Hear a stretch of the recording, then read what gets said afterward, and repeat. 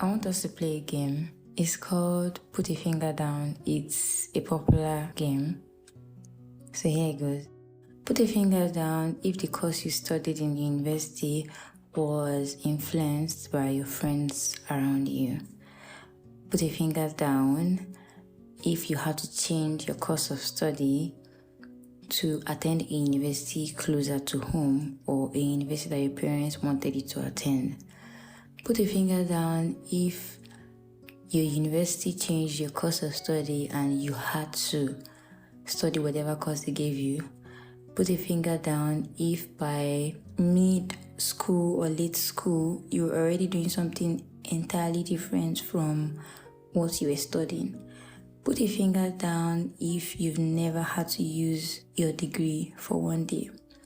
Put a finger down if the current job you are doing is entirely opposite what you studied. Put a finger down if you started a career related to what you studied, but now you are on a totally different path. Put a finger down if you had to relocate impromptu to another state due to work or even marriage.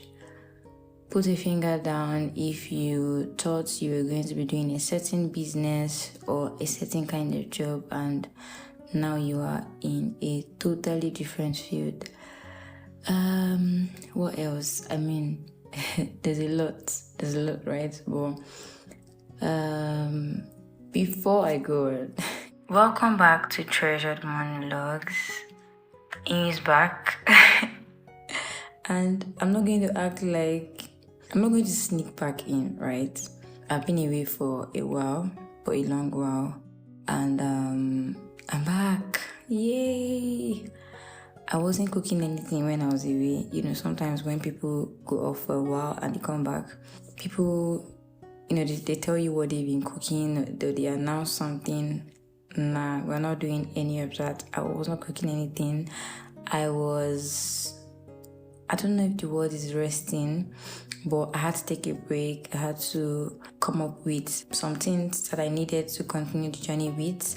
I had to re-strategize. It was a very needed, intended, and intentional break, and I am happy to be back. For the entire 3 months I was away, I kept on thinking about you guys, and I am so happy to be back in front of my mic. It feels so good. Okay, enough rambling about me coming back.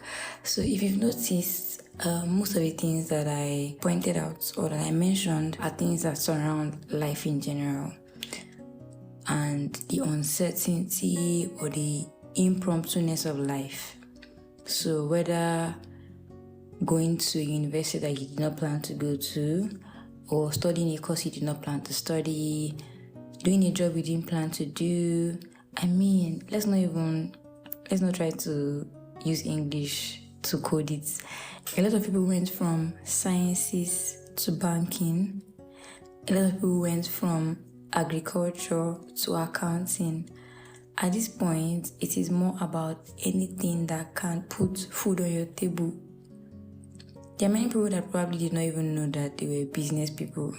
But when money is involved, it brings out the inner businessman and businesswoman in you. So yeah, I mean, the uncertainty of life, basically, I think life itself is unpredictable. And then maybe because of the kind of country that we live in, it makes it even much more unpredictable because of how uncertain our circumstances can be. Now, where am I driving to? Where am I going to? What's my point? The reason I decided to talk about this today was that I was reading about something online, I think on Instagram, and then I saw something related to this. A lot of us not even studying the course that we wanted to study, or a lot of us not even working in the industries that we spent 4, 5, 6 years learning about. We're currently in entirely different fields. Now, with how uncertain that can be, do you think your life's meaning or purpose should be hinged on that? So let me give an example. Say I wanted to become a medical doctor, right? And I couldn't get in for medicine, I was trying and I was not meeting the cutoff mark. Then finally, I am able to speak to myself and adjust my standards and go for microbiology, or let's say biochemistry. And all through, the period of being in school, I was able to convince myself, even though, once in a while I'll just sit with myself and reminisce on the times that I really wanted to become a doctor. But I know my reality now is that I'm studying microbiology or I'm studying biochemistry, right? And I am now, even, like I said, my mind is adjusting to the new reality. I'm looking for career paths. I'm thinking about the future. I'm planning for the future. I begin to find fulfillment in the fact that, okay, when I'm done with school, I will become a microbiologist or I will become a biochemist. I begin to find fulfillment in that. And then all of a sudden I leave school and then I see that when they tell you, oh, welcome to the favor market, I see that the market itself is not really favorable. Then somebody sends me a banking job and I take it anyway because I'm jobless and I need money. And then now I'm in banking and I'm thinking about climbing up the ranks so that I can get promoted and my salary can get increased and I can get more opportunities. I'm no longer even really thinking about biochemistry or microbiology anymore. I'm just thinking about banking or money or moving forward. Now, if my fulfillment was hinged on me becoming a microbiologist or a biochemist, and I remember that I have been able to readjust my focus from medicine to microbiology. Now, I'm already unhappy that I couldn't see my dream through. Now I have to readjust my focus to banking and try to find fulfillment in banking or try to find fulfillment in, moving up the ladder. Then I get married. And when I get married, I realized that I can't continue this banking work, or I moved to an entirely different city where I can't even transfer. So now I'm a stay-at-home mom and I'm trying to look for remote jobs, where I can take care of my children at home and also still work so that I don't just stay at home. Now I have to recalibrate my focus to my situation, being a stay-at-home mom, or if I get a remote job, or let's say I'm even freelancing, I'm writing, I'm editing videos, whatever, rendering my services, basically. Now I have to redirect my focus to what I'm doing and try to find fulfillment in that thing. Now, within the space of how many years, you'd realize that I am hopping from one thing to the other, struggling to find fulfillment. And now because of how uncertain everything can be and because of how short-lived each dream is, I most likely would never find fulfillment in these things. Number two, I most likely wouldn't be happy because as much as you're trying to recalibrate your focus, as much as you're trying to redirect your focus, you would still find yourself reminiscing on the times where, you wanted to be a doctor. And I studied this course for 5 years. What am I even using the degree for? Is it possible for me to still go back to this field? Or you begin to reminisce on the times where you were like in banking and you were, a 9-to-5 going to work every day, and now you're a stay-at-home mom. So can you really find fulfillment in the things you do? Can you find fulfillment in your job? Can you find fulfillment in your marriage? Can you find fulfillment in your church? Because this is very important. Some people are so attached to things that when it changes, it becomes a problem, or we forget how temporary these things are. So your meaning and your purpose can not be attached to these things, right? And I'm saying this thing because it might sound like some people might be listening to this right now and would say, I mean, who really finds fulfillment in these things? The truth is, deep down inside you, you do.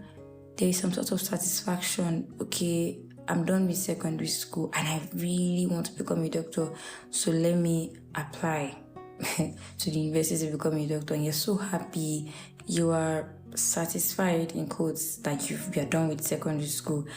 Now you struggle to enter university. That is even already disappointing. And the more you keep recalibrating your focus, the more you keep redirecting your dream. And you notice that fulfilling these dreams is what brings you satisfaction. So the moment you're done with school, you're done with university, you've gotten your first degree, maybe in this case biochemistry, and you're satisfied, you're moving on to the next thing that will drive you, maybe your career. And then you have a goal, and at the end of that goal, satisfaction is waiting for you. If you don't get it, you don't feel fulfilled.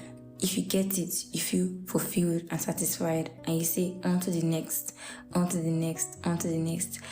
If you're looking for satisfaction in things that are uncertain, there's a high chance that you will get more disappointments than fulfillments. Now, where do we find satisfaction? Where do we find meaning? Where do we find purpose? You find purpose in the reason you are here. I would say take everything in your life as part of your journey and have a constant thing, right? Everything might change. Everything in your life might change. Your job, your career, your interests, your skills, the things you love, the things you hate. Every one of these things will definitely change. But one thing wouldn't change. Number one, the God that created you. And number two, your purpose on earth. So God created you for a reason, and the God who created you doesn't change. The God who created you puts you on earth for a reason. As you navigate life, you have one goal. What is my purpose? How do I find expression in these places? So I wanted to be a medical doctor and I couldn't study medicine. I'm studying microbiology. Yeah, definitely. My identity has not changed, right? My identity has not changed. My purpose has not changed. So how do I find expression in this circumstance? And you leave school, and even before you left school, you're already into business. You're not even sure you're going to pursue microbiology. How do you find expression in that situation? Now, you are doing your business, and then next thing, by and by, you get a job. It's entirely different from what you studied, or even the business you are doing. You get a banking job. How do you find expression in that situation? So situations are changing, circumstances are changing, but your identity, your purpose, your creator, and your expressions are not changing. So how do you find expressions? And one thing that really gives us a head start is asking yourself, what is in my hand? What are the gifts, the talents, the skills in my hand that I can use to express myself, to express the creative ability that God has given us? So how do you do this? For example, now I think the longest gift or the longest skill I've had is writing. I've been writing since I was in secondary school. Now, between secondary school and now, a lot of things have changed. I'm currently not even working in the field I studied. Some of my interests have changed. Some of my thought patterns have changed. Even my goals my future goals, or my dreams, they've changed. But in all these phases of life, I can always find expression with the gift I have. Glorifying God, being a blessing to people with my writing.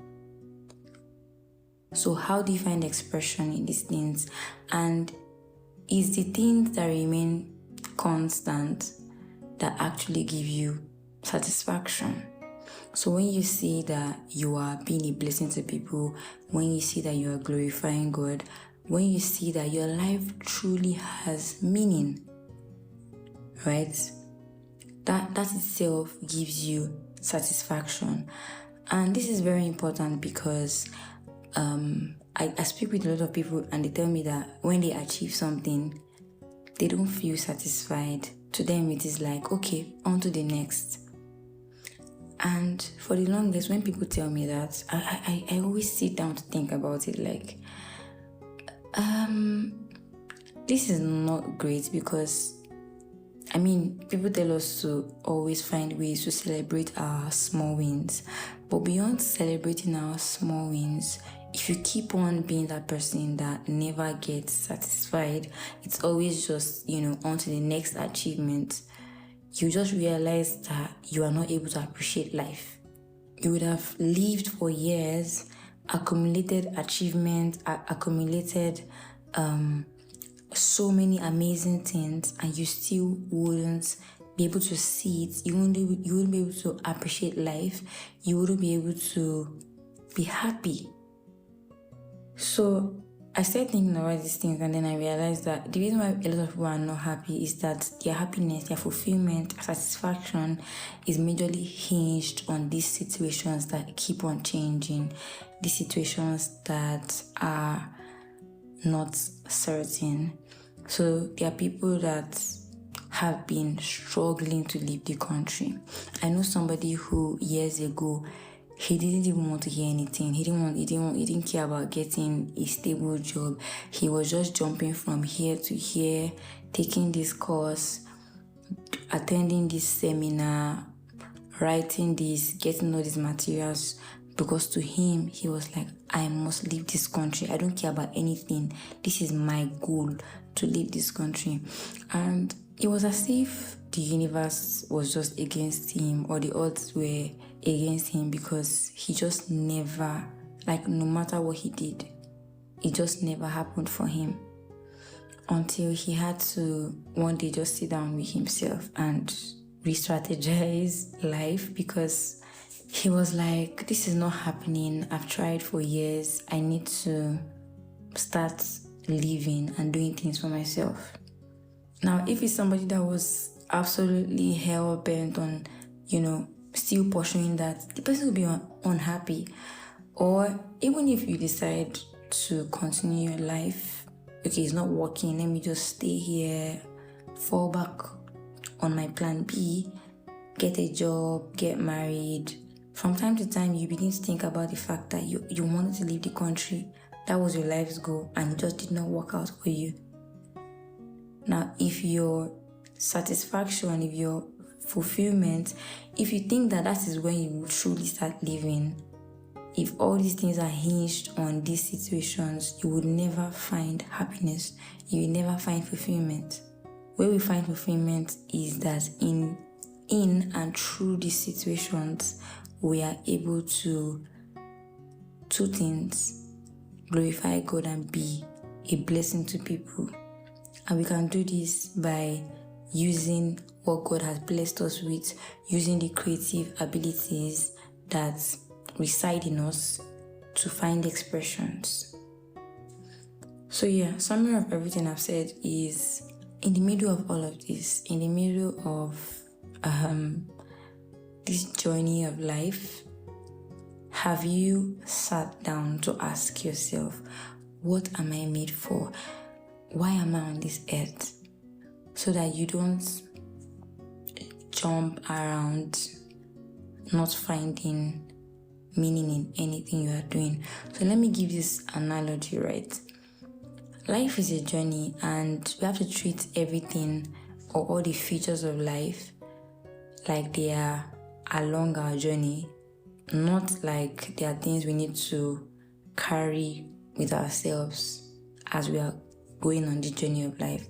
So the analogy is this: you enter a house, and when you enter the house, you see chairs, you see tables, you see appliances, right?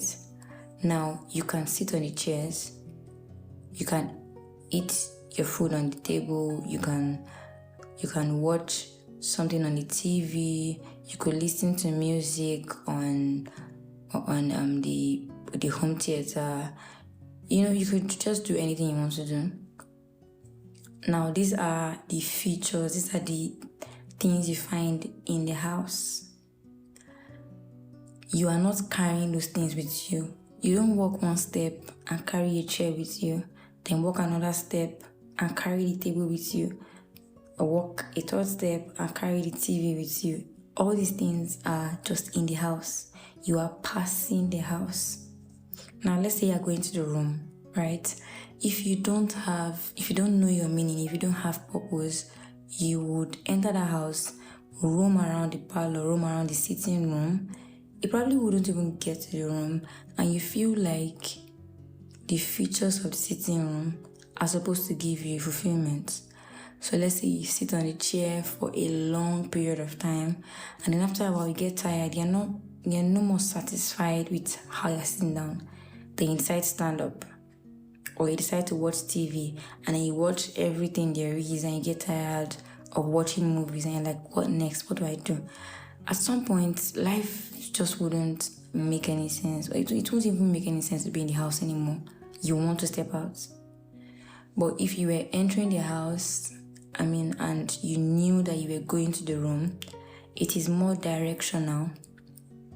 Let's say you were going to the room to sing a birthday song for your mom. You go into the room, you see your mom, you sing a birthday song, she's happy, you are happy, she's blessed. And it is nice that you entered the house and you saw every other thing there. You saw the chairs, you saw the TV, you saw the table, you saw every other appliance. Those things are just features of the house. You can enjoy them, but they are not why you are there. You are there to sing a birthday song for your mom.